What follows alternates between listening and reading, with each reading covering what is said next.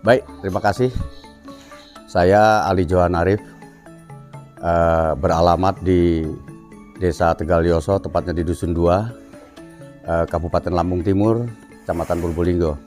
Jadi kebetulan pekerjaan saya saat ini adalah sebagai anggota DPRD Kabupaten Lampung Timur dan kebetulan menjabat sebagai Ketua DPRD. Ketua DPRD. Itu pekerjaan pokok. Oh begitu. Jadi saya mempunyai prinsip itu kan, hidup ini harus berkarya. Berkarya termasuk kita juga usaha ya. Karena pekerjaan kita itu, jabatan kita itu kan hanya sesaat. Ya, hanya sesaat dan bekerja sesuai dengan aturan kan begitu. Sehingga setidaknya kita memiliki usaha di luar pekerjaan pokok kita.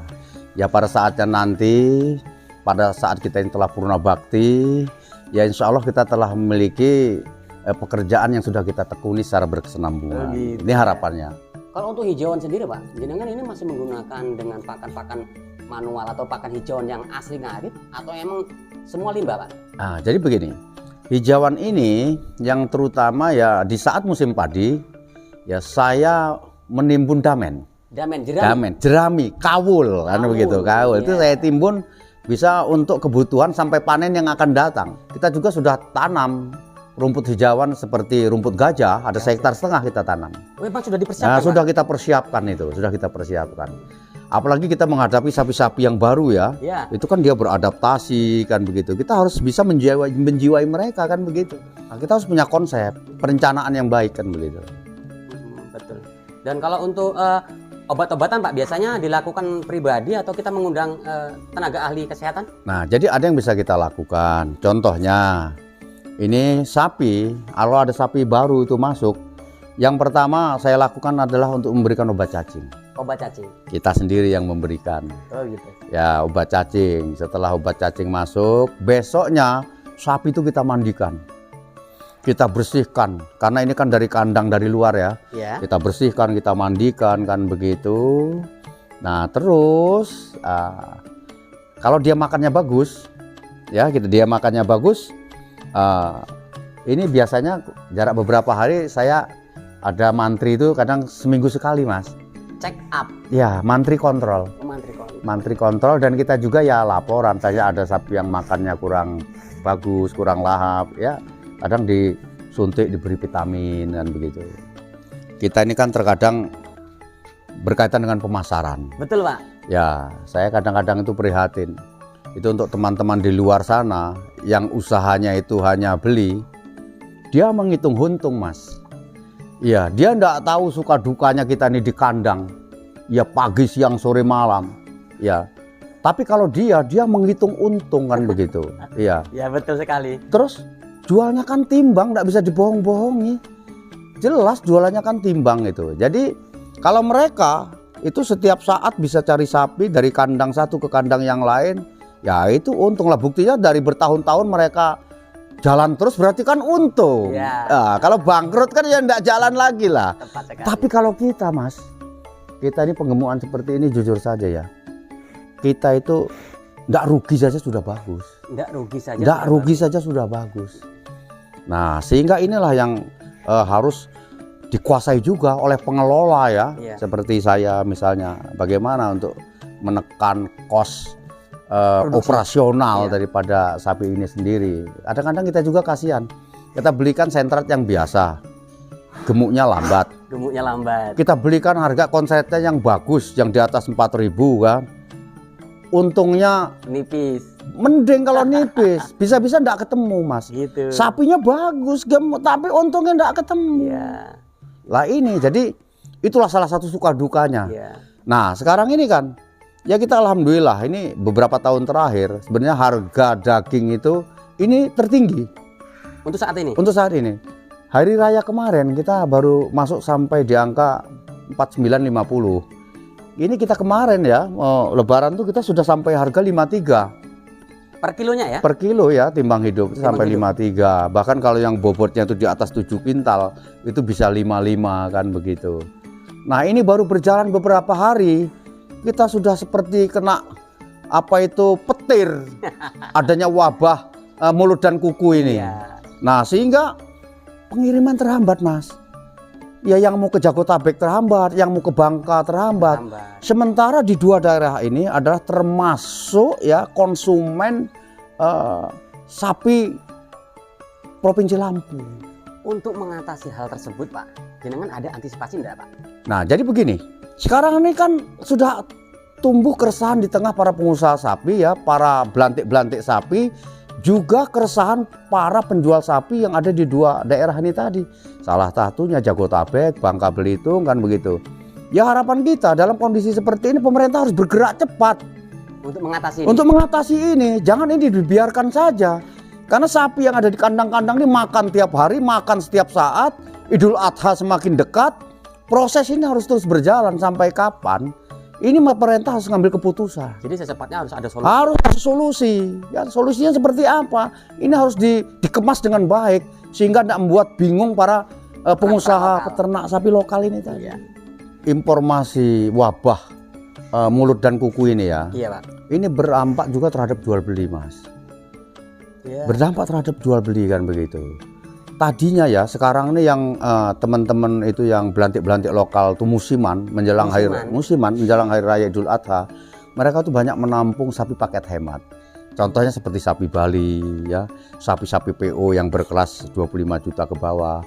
Ini akan dikirim ke Pulau Jawa ya, khususnya Jabodetabek ya, Bangka, Palembang. Sekarang ini numpuk di kandang. Artinya penuh risiko, Pak ya? Ini penuh resiko, makan setiap hari, uang yang sudah dijanjikan dengan pemilik sapi menjadi meleset kan begitu. Iya, Lah iya. ini salah satu yang harus segera kita atasi. Ini harapan kita. Jadi, dinas terkait harus cepat ngambil kesimpulan. Harus ngambil kesimpulan, ini mau seperti apa kan begitu. Nah, harapan kita kepada warga masyarakat Lampung khususnya petani ya. Petani itu tidak terasa lengkap kalau tidak beternak. Kalau bertani itu akan lengkap kalau dia beternak. Karena dua komoditi ini saling mendukung kan begitu. Begitu ketemu panen gagal, kita punya ternak untuk anak sekolah kan. Beternak itu macam-macam, Mas. Bisa kambing, bisa sapi, bisa ayam. Ya sesuai dengan kemampuan kita lah. Ya, untuk peternakan sapi, apakah juga bisa menggunakan limbah-limbah pertanian seperti dedaunan, singkong, dan sejenisnya, Pak? Selain jagung, Pak ya? Baik, itu tinggi betul, Mas. Singkong itu ya, batang singkong itu proteinnya tinggi betul. Oke. Kita bukan tidak mau, tidak kebagian. Iya, Bagian. karena termasuk ternak-ternak kambing itu mayoritas itu yang dicari itu batang singkong. Gitu ya. Pemilik perkebunan singkong itu arep tinggi dewe, Mas. Iya. Kita tidak kebagian, Mas. Tapi sebenarnya bisa, Pak ya? Oh bisa, luar biasa itu, apalagi difermentasi ya. Terus dicampur dengan tetes, dikasih dedak, itu proteinnya tinggi betul itu. Kalau sapi ini, kita limbah yang kita tampung ini, Mas, ini kawul. Kawul ya. Lah kawul itu damen itu kalau sudah musim panen itu kan hanya dibakar-bakar itu untuk Betul sekali. oleh masyarakat itu. Tapi sehingga kita yang khususnya sapi, kalau dikasih ke kambing, kawul itu pada tidak mau kambing itu. Iya. Kurang lah. Tapi kalau ke sapi ya, alhamdulillah itu kita kasih garam sedikit ya untuk cemilannya di malam hari. Wah, itu sudah lumayan membantu. Jadi apapun bentuknya kita ini kan hidup tidak sendiri, Mas. Kita itu hidup membutuhkan orang lain ya. Justru kita berharap lingkungan sekitar kita itu sangat mendukung ya. Kita bangun kearifan lokal. Saya kotoran-kotoran hewan ini ya, alhamdulillah ini, Mas, selama ini berdiri saya tidak pernah jual, Mas. Tidak pernah jual? Tidak pernah jual, bahkan banyak yang datang ya, itu mau beli, itu saya tidak kasih. Karena sepanjang masyarakat itu membutuhkan, saya suruh ngambil sendiri, silahkan. Yang penting jangan bawa truk. Kalau masih bawa mobil-mobil kecil ya silahkan. Masih oke lah ya. Nah, alhamdulillah ini sangat membantu. Karena mereka yang memakai pupuk kotoran sapi ini, alhamdulillah. Saya dapat informasi itu jagungnya subur-subur, padinya subur-subur. Nah, yang menguntungkan saya itu lagi ada, Mas. Pada saat mereka itu tanam jagung, itu batang jagungnya itu dikasihkan ke saya. Sebenarnya saya tidak minta, bukan barter ya. Iya, tapi itu batang-batang jagungnya diambil kan. Nah, itu sudah membantu saya dalam rangka untuk membutuhkan kebutuhan serat para sapi-sapiin tadi kan. Sehingga terkurangi kos Iya, pakannya. kos pakannya terkurangi. Lah kalau kita beli Mas, itu paling enggak seperapat itu 250.000. Iya. Nah ini saya gratis. Nah, Karena ada aja kerjasama yang baik. ada yang kerjasama yang baik tadi, kotorannya saya berikan kepada mereka kan gitu. Dan membantu saya juga Mas. Mereka mengangkat sendiri, Oke. ya mengambil sendiri kan begitu. Jadi ada apa itu dalam segi ekonomis juga sama-sama saling mendukung lah. Jadi harapan saya ya pada masyarakat Lampung secara khusus ya, masyarakat Indonesia secara umum, bahwasanya kita menjadi petani, menjadi peternak ini sangat menjanjikan betul. Karena kebutuhan impor kita ini luar biasa Mas. Kita masih impor tuh di atas 50% kebutuhan kita ini. Berarti ini membuka peluang untuk petani ya, peternak yang ada di Indonesia ini untuk bangkit. Silakan ya, kita mau piara 2 ekor, 3 ekor kan begitu dan seterusnya kan begitu. Ini harus kita bangkitkan bersama-sama agar nantinya di masa depan kita nggak ketergantungan lagi daging dari luar negeri. Daging impor. Daging impor kita tidak tergantungan lagi, bahwa negeri kita ini juga ya bisa mencukupi kebutuhan yang dimiliki. Kita ini benar-benar hijauan kita cukup, cuaca kita ini mendukung, ada cuaca musim panas, ada cuaca musim hujan kan begitu. Iya, harus ada berkesinambungan. Iya, ini harus berkolaborasi kan begitu. Jadi kan terkadang begini Mas, kalau kotoran sapi itu nggak kita buat penampungan seperti ini kan terjadi pencemaran.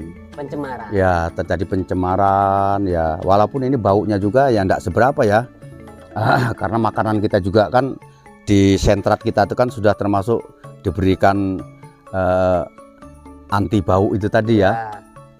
Lah ini sengaja kita tampung, ini sudah kering ya, alhamdulillah. Ini juga nggak saya jual Mas. Jadi kotoran-kotoran ini yang di sini, di sana, ini saya berikan kepada lingkungan. Oh, ini yang diberikan Pak. Ini saya berikan kepada lingkungan ya, untuk kepentingan pertanian mereka. Ya seperti tanam jagung, ya tanam kedelai, ya terus seperti ya pertanian lah Mas. Kita gratiskan lah kan gitu.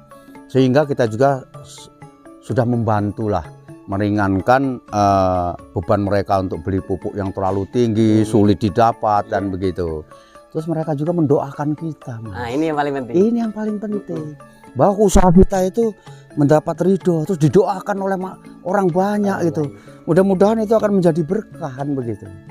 Ya mereka mendoakan saya, mudah-mudahan Pak Johan ini ternaknya lancar terus sehingga kita dapat ngambil kotorannya terus. Lah kalau ini terhenti mereka kan macet juga nih Mas Indra. Betul.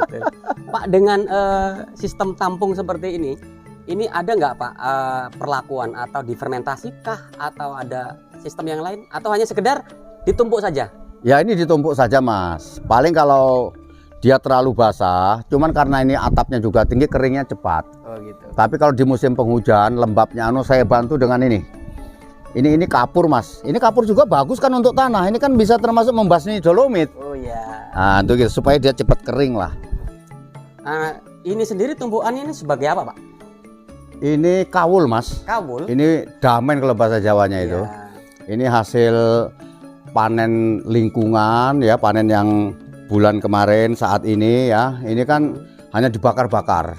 Nah, sehingga kita manfaatkan ya untuk kebutuhan serat.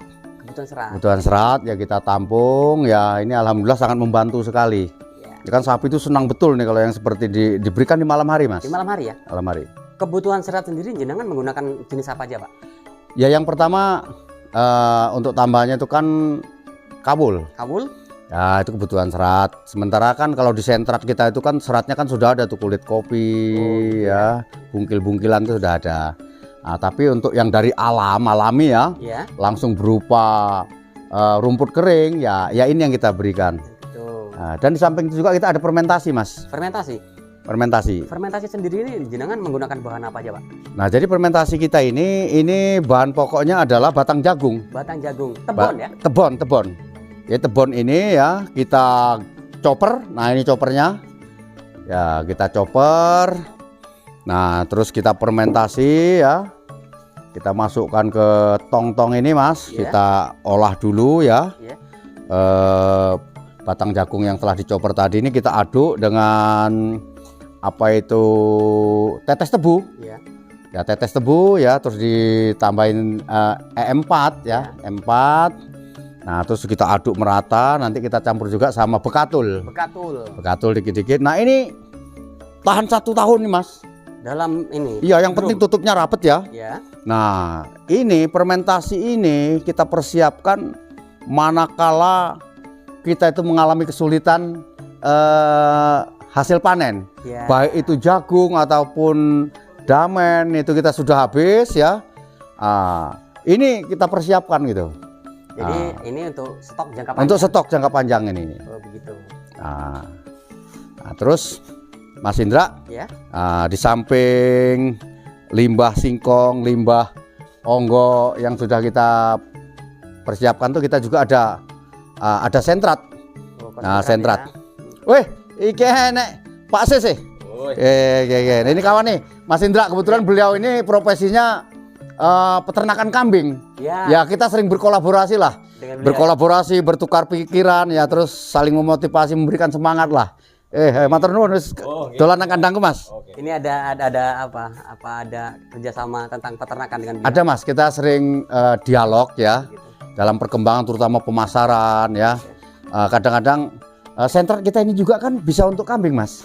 Oh begitu Iya. Pak ya. Ini kan hanya apa itu jumlahnya saja kan yang dibatasi. Kalau kambing kan sedikit itu. Kadang-kadang mereka nempel sama kita ini, Mas. Ya. Ya, sekarung 2 karung. Nggak mungkin kan akan pergi ke Raman Utara, ke Bandar Jaya. Betul sekali. Ya, kita membantu lah itu. Yang penting sudah pulang modal saja, enggak apa-apa dah.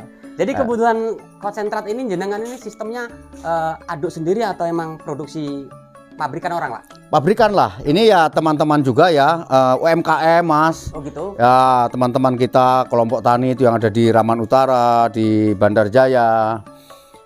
Saya pernah dulu mengolah pakan sendiri ya. Tapi satu, kita ini keteteran tenaga, Mas. Iya. Kedua, kadang-kadang kita juga keterlambatan bahan baku. Sehingga kita ini tidak banyak menyita waktu ya. Terkadang juga kita tidak mau pakan kita itu asal-asalan. Kita menginginkan pakan kita ini yang sudah uji lab lah. Iya. Uji lab, sehingga kita juga punya keyakinan kan ya. Ini untuk campuran protein kulit singkong ya, terus onggo ya. Nah, inilah sentratnya. Ini ada 2 jenis, Mas. Maksudnya? Nah, ini sentrat ini kan, kalau yang ini kan ini biasa, Mas.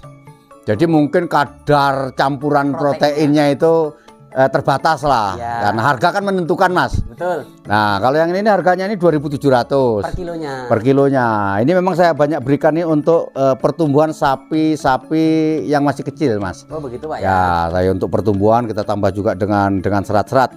Nah, tapi kalau yang untuk penggemukan, nah ini, Mas. Iya. Nah, ini karena yang ini rata-rata yang sapi sudah di atas 2 tahun. 2 tahun. 2 tahun, karena dia kan pembentukan organ tubuhnya kan sudah berkurang, Iya. sehingga dia banyak lari ke pedaging kan Pedaging. gitu. Nah, inilah salah satu. Ini semua kita beli, Mas. Begitu. Nah, hanya kita siapkan bahan bakunya itu onggo, kulit singkong ya, terus kita aduk sama ini, kita kasih tetes tebu untuk biar lebih wangi lagi.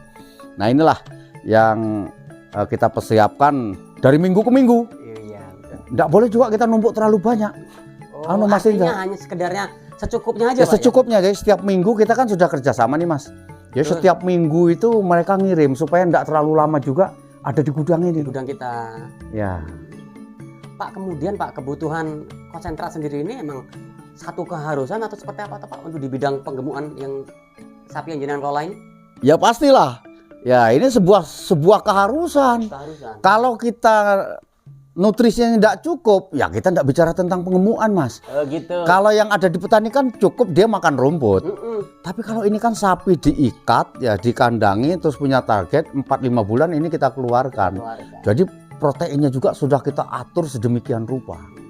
Artinya begini Pak, kalau ada teman-teman yang ingin terjun di dunia peternakan khususnya penggemukan, emang harus sekolah dulu Pak ya? Oh ya pastilah, belajarlah. Iya. Nggak bisa langsung nggak bisa. Jadi waktu itu yang membuat kita menjadi dewasa kan begitu. Pak Johan, terima kasih nih. Semoga kedepannya kita akan ada pembahasan yang lain, terutama Baik. khususnya di marketing yang belum kita Baik, bahas detail. Baik, terima kasih Mas Indra. Oke, Assalamualaikum Pak. Waalaikumsalam warahmatullahi wabarakatuh. Itu tadi guys perbincangan saya dengan seorang anggota dewan khususnya Lampung Timur. Jadi buat kalian yang ingin terjun di peternakan, silahkan aplikasikan apa yang sudah beliau sharekan. Karena peternakan itu tidak hanya berurusan dengan modal, tapi yang paling penting adalah keilmuan. Ya, ilmu dasar peternakan harus dengan semua penonton semua kuasai, sehingga akan tercipta ya kolaborasi antara si ternak dan si peternak, ada kesatuan pengikatan batin. Nah, ini akan membentuk kalian menjadi peternak yang khusus. Informasi sedikit ini semoga bermanfaat buat kalian semua. Saya akhiri. Wassalamualaikum warahmatullahi wabarakatuh. Jangan lupa bahagia.